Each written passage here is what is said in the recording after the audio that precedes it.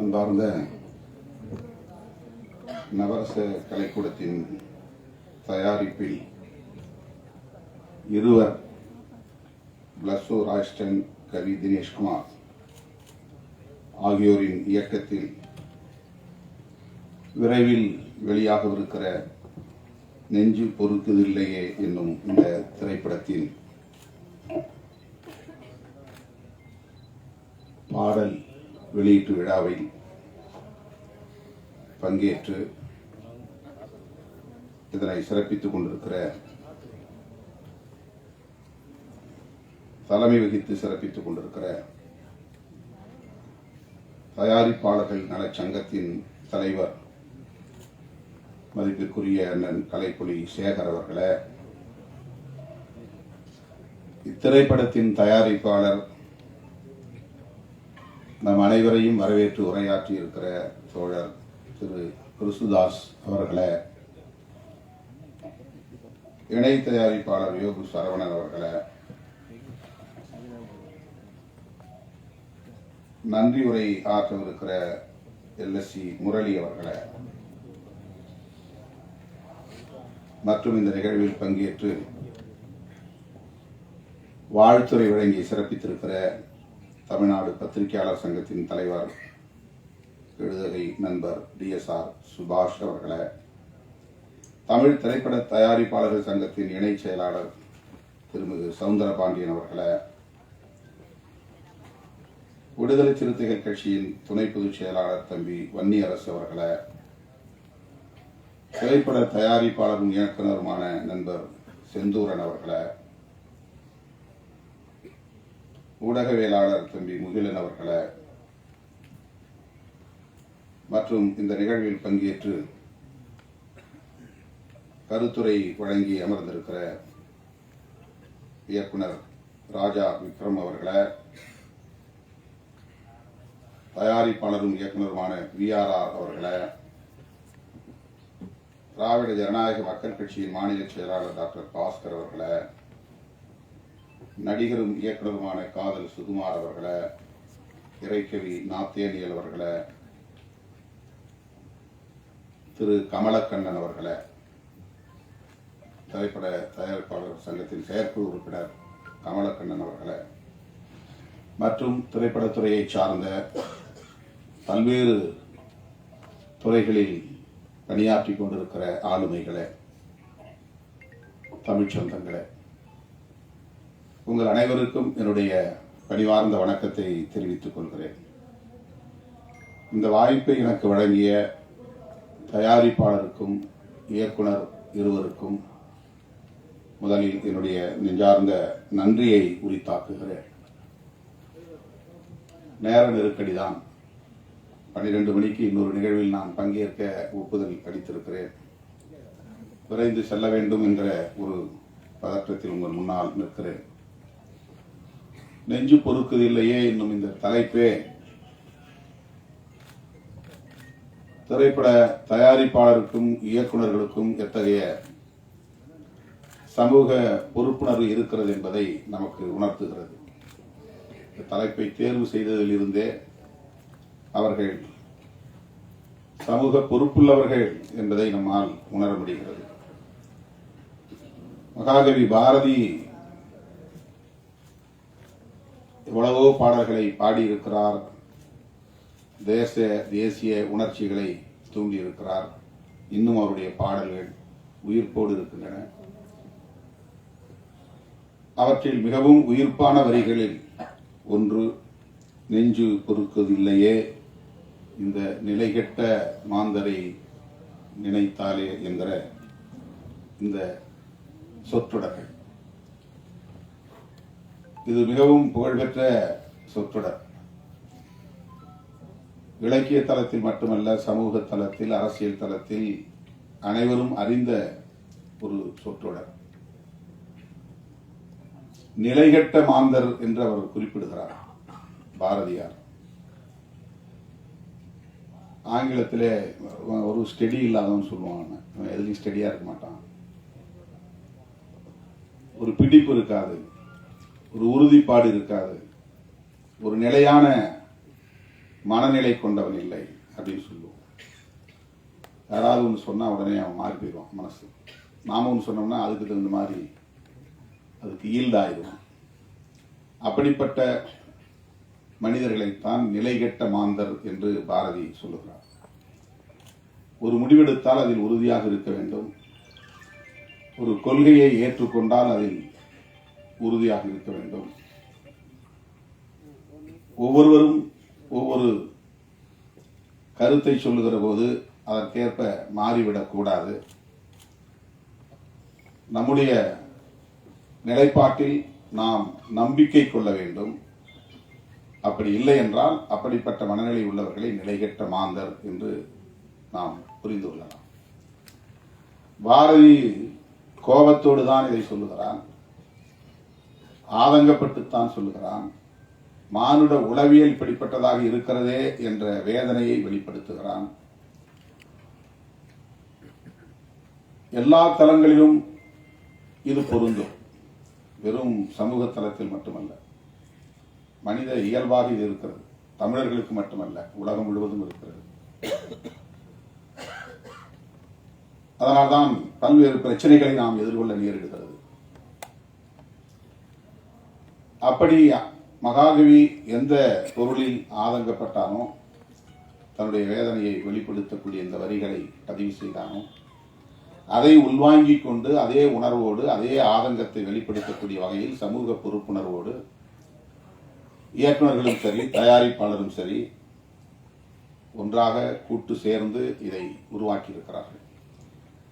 இயக்குனர் பேசும்போதும் தயாரிப்பாளர் பேசும்போதும் ஒன்றை சொன்னார்கள், எங்களுக்கு எந்த வணிக நோக்கமும் இல்லை. ஒரு படம் எடுத்தாலும் அது சமூகத்திற்கு நலம் பயக்கக்கூடியதாக இருக்க வேண்டும். அது கிறிஸ்துதாஸ் அவர்களின் ஒப்புதல் வாக்கு மூலம்.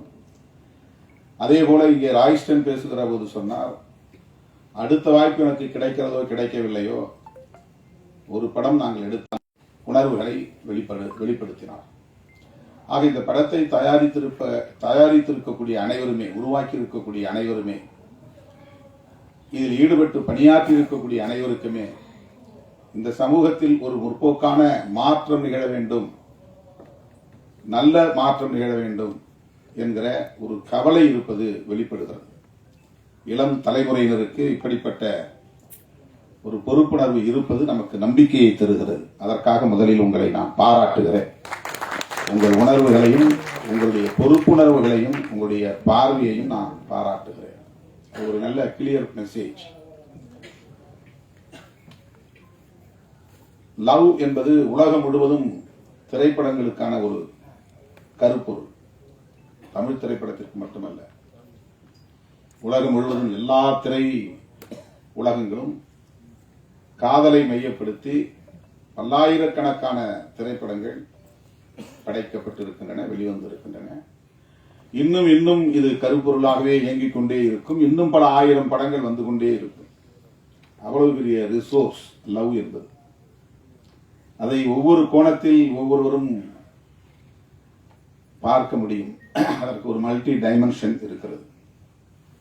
காலத்திற்கேற்ப அதை வெவ்வேறு கோணங்களில் நாம் பார்க்க முடியும், மக்களிடத்தில் அதை காட்ட முடியும். இவர்கள் அந்த காதலை வணிக பொருளாக பார்க்காமல் சமூக மாற்றத்திற்கு பயன்படுத்தக்கூடிய ஒரு கருவியாக, ஒரு உந்து சக்தியாக பயன்படுத்த வேண்டும். சமூகத்தில் இருக்கிற யதார்த்த நிலைதான். அதை எப்படி முற்போக்கு பார்வையோடு பொருத்தி மக்களிடத்திலே வெளிப்படுத்துவது, காட்டுவது என்ற அந்த முயற்சியில் ஈடுபட்டிருக்கிறார்கள். காதல் மனிதன் தோன்றிய காலத்தில் இருந்து இருக்கிறது. மனித குலத்துக்கு மட்டுமல்ல, எல்லா உயிரினங்களிடமும் இருக்கிற ஒரு உணர்வு. அது ஒரு எமோஷன், அது ஒரு சென்டிமெண்ட், அது ஒரு இயல்பான பண்பு. அது வலிந்து யாராலும் உருவாக்க முடியாது. காய் எப்படி கனிகிறது, அது ஒரு இயல்பான பண்பு, அதுதான் இயங்கியல். அதை போல காதல் என்பதும் ஒரு இயங்கியல் பண்பு. அது ஒரு டயலெக்டிக் கேரக்டர். அது யாரும் ஆர்டிபிஷியலா உருவாக்க முடியாது. ஒருத்தர் வந்து நல்லா நீட்டா ட்ரெஸ் பண்ணிட்டானாக்கா அவன் உடனே காதலிக்கப்படுவான்னு அர்த்தம் கிடையாது. ஒரு பெண் நல்ல அழகா தன்னை தோற்றப்படுத்திக் கொள்கிறாள் என்பதனால் அவளை எல்லோரும் காதலிப்பார்கள் என்று பொருள் அல்ல. தோற்றம் அதிலே முக்கியமானது அல்ல. காதல் என்பது மிகவும் ஆழமான ஒரு உணர்வு, நுட்பமான ஒரு உணர்வு. அது ஒரு இயங்கியல் பண்பு. ஆனால் அது எத்தகைய பிரச்சனைகளை சமூகத்தில் ஏற்படுத்துகிறது, எத்தகைய தாக்கத்தை ஏற்படுத்துகிறது. காதலிக்கிற போது என்ன பிரச்சனைகள், காதலித்த பிறகு திருமணம் நடந்த பிறகு என்னென்ன பிரச்சனைகள், இவை எதன் பின்னணியில் நிகழ்கின்றன, இவற்றை நம்மால் தொகுத்து பார்க்க முடியாது. நாம் பிரச்சனைகளுக்குள்ளேயே ஓடிக்கொண்டிருப்போம். கலைஞர்களால் தான், படைப்பாளர்களால் தான் வெளியில் இருந்து அதை நுட்பமாக கவனித்து அதை எந்த கோணத்தில் மக்களிடத்திலே உருவகப்படுத்தி காட்ட முடியும் என்கிற ஆற்றல் உண்டு. அப்படித்தான் இன்றைக்கு இயக்குநர்கள் இதை போஸ்ட் மேரேஜ் என்கிற அடிப்படையிலே காதலுக்கு பிறகு, திருமணத்திற்கு பிறகு அவர்கள் எதிர்கொள்ளக்கூடிய ஒரு சமூக பிரச்சனையை மையப்படுத்தி எல்லோரும் ஏற்கனவே பேசியிருக்கிறார்கள் என்றாலும் கூட ஆணவ கொலைகள் குறித்து நாங்கள் ஒரு புதிய கோணத்தில் இதை மக்களுக்கு சொல்ல விரும்புகிறோம். அதுதான் இந்த படம் என்று குறிப்பிட்டிருக்கிறார்கள். படம் பார்த்த பிறகுதான் நமக்கு தெரியும். இதை ஆணவ கொலை என்று நாம் சொல்லுகிறோம். ஆங்கிலத்தில் ஹானர் கில்லிங் என்று சொல்கிறார்கள். ஹானர் என்பது கௌரவம் என்று தமிழ்படுத்துகிறோம். அதனால் கௌரவ கொலைகள் என்று நீண்ட காலம் சொல்லப்பட்டு வந்தது. இதில் என்ன கௌரவம் இருக்கிறது? நான் முதலில் இதை பற்றி எழுதுகிற போது இதை வரட்டு கௌரவ கொலைகள் என்று எழுதினேன். இது கௌரவ கொலைகள் இல்லை, வரட்டு கௌரவ கொலைகள், அப்படிதான் நான் எழுதிட்டு இருந்தேன். ஃபால்ஸ் பிரஸ்டீஜ், வரட்டுத்தனமான ஒரு கௌரவம். நான் பெற்ற பிள்ளையை விட 10 மாதம் சுமந்து ஈன்றெடுத்து பாலூட்டி தாளாட்டி சீராட்டி வளர்த்த பிள்ளையை சாதிக்காக, சமூகத்திற்காக அவன் என்ன நினைப்பானோ, இவன் என்ன நினைப்பானோ, ஊர் என்ன சொல்லுமோ என்று உருவாக்கி வைத்திருக்கிற ஒரு ஈகோ பெற்ற பிள்ளையை கூட கொடூரமாக படுகொலை செய்யக்கூடிய அளவுக்கு உந்தி தள்ளுகிறது. அந்த கௌரவம் எப்படி சரியான கௌரவமாக இருக்க முடியும்? எனவே அது ஃபால்ஸ் பிரஸ்டீஜ். அது ஒரு வரட்டு கௌரவம். வரட்டு கௌரவத்திற்காக பெற்ற பிள்ளைகளை கூட படுகொலை செய்கிறார்களே என்கிற ஒரு வழி நமக்கு இருக்கிறது. அதை ஆணவ கொலை என்று இப்போது அழைக்கிறோம். விடுதலை சிறுத்தைகளின் பொதுச் செயலாளர் ரவிக்குமார் இந்த சொல்லாடலை படுக்கையிலே மலஜலம் கழிக்கிறார். சுத்தம் செய்ய முடியல, உணவும் சரியா உள்வாங்கல, ஆனா உயிர் கிடக்கு. அந்த காலத்துல இந்த மாதிரி இருக்கிறவங்கள முதுமக்கள் தாழின்னு ஒன்று கண்டுபிடிச்சு பெரிய பானைக்குள்ள அவங்கள உயிரோட வச்சு அப்படியே மண்ணுக்குள்ள புதைச்சிருவாங்க. கருணை கொலை. ஏன்னா அவங்க சாக மாட்டாங்க, இயற்கையா சாக மாட்டாங்க. அப்பெல்லாம் இந்த மாதிரி ஊசி போட்டு கொள்றது, மருந்து கொடுத்து கொள்றது இல்லை. உயிரோட இருப்பாங்க, ஆனா ஒரு பானைக்குள்ள வச்சு மூடிவாங்க. இன்னைக்கும் கிராமப்புறங்கள்ல ஒரு கருவாட்டு காட்டுக்கருவைன்னு நான் சொல்லுவேன். இந்த பக்கத்தில் என்ன சொல்றேன் தெரியல, சீமை வேலை, சீமை கருவை. அந்த காயை அரைச்சி தலையில தடவினாங்கன்னா கொஞ்ச நேரத்தில் ஒரு 2 மணி நேரத்தில் அவர் ஜன்னி மாதிரி பிடிச்சி இறந்துருவாங்க. ஏன்னா அவங்க சாக 90 வயசு ஆச்சு, 100 வயசு ஆச்சு, ஒண்ணுமே பண்ண முடியல, அவங்கள வச்சு பராமரிக்க முடியல. சில பேர் அதை விட ரொம்ப இளம் வயதிலே கூட அவங்கள மெயின்டைன் பண்ண முடியாது. ஏன்னா மனநலம் பாதிக்கப்பட்டிருப்பாங்க. அவங்களுக்கு ரொம்ப டிஃபரெண்ட்லி ஏபிள்டா இருப்பாங்க, மெயின்டைன் பண்ண முடியாது, பராமரிக்க முடியாது. அதை மெர்சி கில்லிங் அப்படின்னு சொல்றாங்க, கருணை கொலை. இது ஆனர் கில்லிங். மெர்சி கில்லிங் என்பது இன்றைக்கு உலகம் முழுவதும் இருக்கிறது.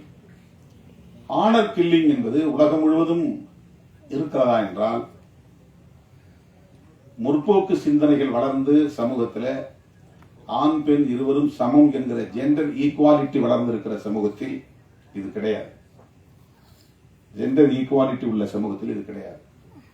2 பேரும் படிக்கிறோம், 2 பேரும் வேலைக்கு போறோம், 2 பேரும் சம்பாதிக்கிறோம் என்று எந்த சமூகத்தில் ஆண் பெண் பாகுபாடு இல்லாமல் இருக்கிறதோ அந்த பாகுபாடு இல்லாத சமூகத்தில் ஆணர் கில்லிங் கிடையாது. இங்க இன்ஃபான்டிசைடு இருக்கு, சிசு கொலை, கருவறையிலே கொலை செய்யக்கூடிய நிலை இருக்கு. வயிற்றுல இருக்கும்போதே அபார்ஷன் பண்ற நிலை. பெண் குழந்தையா இருந்தா பெண் குழந்தைகளை வயிற்றுல இருக்கும்போதே கண்டுபிடிச்சு கொண்டுறாங்க. பிறந்த உடனேயே கள்ளிப்பால் ஊற்றி படுகொலை செய்கிறாங்க. சிசு கொலை. சிசு கொலையும் ஆனர் கில்லிங் என்கிற இந்த ஆணவ கொலையும் நம்முடைய சமூகத்தின் மிகப்பெரிய களங்கம், மிகப்பெரிய கரை. இந்த சமூகம் எந்த அளவுக்கு முற்போக்கு சிந்தனை இல்லாமல் இருக்கிறது, பழமைவாத சிந்தனைக்குள் மூழ்கி கிடக்கிறது, பெண்களை எந்த அளவுக்கு ஒரு சுமையாக கருதுகிறது, ஆணாதிக்கம் இந்த அளவுக்கு இங்கே மேலோங்கி இருக்கிறது, இது போன்ற மூட நம்பிக்கைகள் எந்த அளவுக்கு இங்கே மலிந்து கிடக்கிறது என்பதற்கு இந்த இரண்டும் சான்று. ஆனர் கில்லிங் என்கிற ஆணவ கொலையும் சிசு கொலையும் என்னுடைய அனுபவத்திலிருந்து சொல்லுகிறேன், இந்தியாவில் தான் அதிகம். வேற எங்கேயும் இருக்கிறதா எனக்கு தெரியல. நம்முடைய நாட்டில் தான், நம்முடைய தேசத்தில் தான் இவை இரண்டும் மிக அதிகமாக இன்றும் சாட்சியங்களாக இருக்கின்றன. இந்த இரண்டையும் நாம் அழித்தொழிக்க வேண்டும், துடைத்தெறிய வேண்டும். இப்போ ஜெண்டர் ஈக்குவாலிட்டி என்கிற ஒரு விழிப்புணர்வு நமக்கு தேவை. லவ் சப்ஜெக்டை பேசும்போது, பேசுகிற போது அவர் அண்ணன் கலைப்புலி சேகர் ரொம்ப அருமையான ஒரு கருத்து சொன்னார். எனக்கு 44 வயசு, நான் 44 வயசுல ஒரு ஹீரோவை நடித்தேன். என்னுடைய வயதுக்கு தகுந்த மாதிரி தான் நான் வந்து படத்தில் கூட என்னை தோற்றப்படுத்தணும். இப்போ நான் எனக்கு இணையா நடித்த நாயகியை நான் தொடவே இல்லை, தாலி கட்டினதோட சரி. இது என்னன்னா, பெண்களை எப்படி மதிக்கிறோங்கிற ஒரு உணர்வை வெளிப்படுத்தக்கூடிய ஒரு சான்று, அந்த அந்த புரிதல். இதுதான் ஜெண்டர் ஈக்குவாலிட்டிக்கான மிக முக்கியமான ஒரு புள்ளி. பெண்களை வெறும் கமாடிட்டியா பார்க்கக்கூடாது, ஒரு கமர்ஷியல் கமாடிட்டியா பார்க்கக்கூடாது. அவங்கள ரொம்ப செக்ஸியா காட்டி படத்தை நல்லா விலை போக வச்சலாம் அப்படின்னு ஒரு தயாரிப்பாளரோ ஒரு இயக்குனரோ பார்க்கக்கூடாது. கதாநாயகனுக்கு இணையானவர்கள் தான் கதாநாயகிகளும். 2 பேருக்கும் ஒரே மாதிரி உணர்வு தான், 2 பேருக்கும் ஒரே மாதிரியான சென்டிமெண்ட்ஸ், 2 பேருக்கும் ஒரே மாதிரியான டிக்னிட்டி சமூகத்தில் இருக்கு. அதை நாம் மதிக்கணும். எந்த சமூகத்தில் ஜெண்டர் ஈக்குவாலிட்டி இல்லையோ அந்த சமூகத்தில் இந்த ஆனர் கில்லிங் இருக்கும், ஆணவ கொலை இருக்கும், சிசு கொலை இருக்கும். இதை நம்ம விவாதிக்க வேண்டியிருக்கிறது, பேச வேண்டியிருக்கிறது, உரையாடலுக்கு உட்படுத்த வேண்டியிருக்கிறது. ஏற்கனவே நிறைய பேர் ஆனர் கில்லிங் பத்தி படம் எடுத்துட்டாங்களே, மறுபடியும் எதுக்கு? இன்னும் நூற்றுக்கணக்கான திரைப்படங்கள் தேவைப்படுகின்றன. இந்த உரையாடல்களை நிகழ்த்துகிறோம். வெவ்வேறு ஆங்கிள், வெவ்வேறு கோணங்கள்ல இதை நம்ம பேச வேண்டியிருக்கு. இதுல என்ன, ஏன் இதை நாம வேண்டாம் சொல்றோம்? பெற்றவங்களை கேட்டா அவங்க சைட்ல இருந்து இப்படி திரைப்படங்கள் சொல்றவங்க இருக்காங்க, நீ பெண்ணை பெத்து பாரு, வளர்த்து பாரு, அப்பதான் உனக்கு தெரியும். யாரும் அப்படிலாம் நினைச்சு இந்த பெண்ணை காதலிச்சா அவங்க வீட்டு சொத்து அள்ளிட்டு போலாம், அந்த பெண்ணை காதலிச்சா சாதியை ஒழிச்சலாம், அப்படிலாம் யாரும் பண்றது கிடையாது. அப்படிலாம் பண்ண முடியாது. அதெல்லாம் ரொம்ப கற்பிதம். கற்பிதம். காதல் இயல்பா தோன்றுகிறது, ஆனா அது நம்மளால ஏற்றுக்கொள்ள முடியாது. ஏற்றுக்கொள்ள முடியாம இருக்கிறது காரணம் ஏற்கனவே இங்க இருக்கக்கூடிய சோசியல் ஸ்ட்ரக்சர், சமூக கட்டமைப்பு. ஒவ்வொருத்தருக்கும் ஒவ்வொரு விதமான ஒரு கௌரவம் இங்கே நாம பிறக்கிறதுக்கு முன்னாடி கட்டமைச்சிருக்கிறாங்க. நாம யாரும் விண்ணப்பம் போட்டு இந்த சாதிக்குள்ள இந்த அப்பாவுக்கும் இந்த அம்மாவுக்கும் பிறக்கணும்னு நம்ம பிறக்கல. நம்ம ஒரு சிசுவா பிறக்கிறோம். இந்த சமூகம் முத்திர குத்துது. பிறந்த உடனே ஒரு பிராண்ட், இவன் இந்த ஏரியாவில் பிறந்திருக்கிறான், இவன் என்ன சமூகத்தில் பிறந்திருக்கான், நீ இந்த சமூகம் தான். அவன் விருப்பம் இல்லாமலே அவனுக்கு ஒரு முத்திரை இந்த சமூகம் குத்துகிறது. இந்த சாதி என்று முத்திரை குத்துகிறது. சாதி தொடர்பான ஒரு கௌரவம் இங்கே, ஒரு வரட்டு கௌரவம் இங்கே கட்டமைக்கப்பட்டிருக்கு. அது உடையாம இதெல்லாம் தடுக்க முடியாது.